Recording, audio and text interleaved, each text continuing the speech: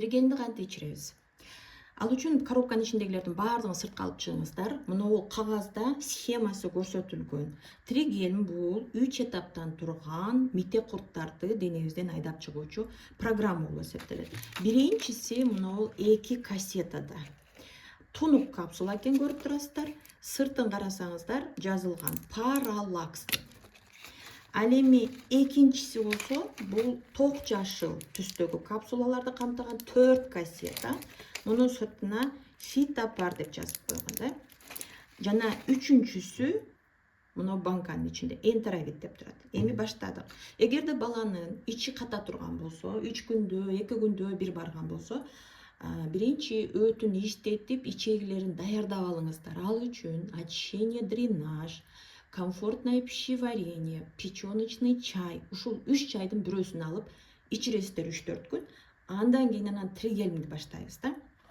Баштаганда кантебиз? Карап туруңуздар.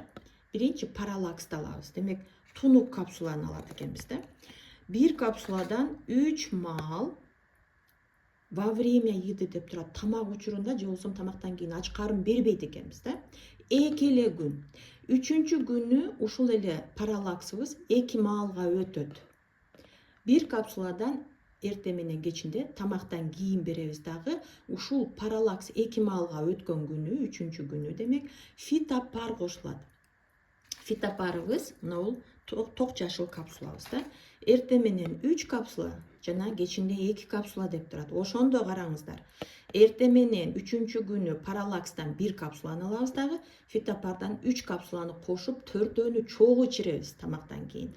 А кечинде дагы деле фитопардан бирди, паралакстан фитопардан 2-ни, 3-өөнү бирге ичирип коет экенбиз.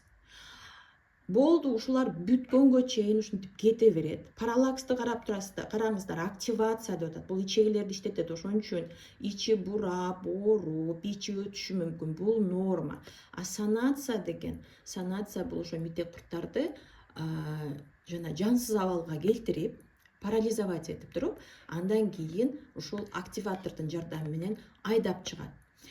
Ал эми 7-чү күнү баштаган күндөн баштап карайсыздар да, мисалы үчүн бүгүн 1-числодо ичирип баштаган болсоңуз, 7-числодо анан мына банканы кошобуз да.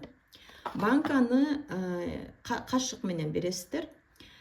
4 маал чай кашык менен эле, кааласа жөн эле оозуна салып туруп аркасынан көбүрөөк суу ичсин, болбосо бир урттан эле сууга аралаштырып туруп, анан артынан көбүрөөк суу ичсин. Сууну көбүрөөк берип турабыз, таттууларды чектейбиз. Муну берип атканда деги эле таттуулардан арылсаңыздар болот, себеби курттардын тамагы, курттар ошолорду жеп алып туруп, азыгы ошол көбөйөт да. Жана сүт азыктарын дагы бербей турасыздар. Калган тамактарды кадимкидей жей берет.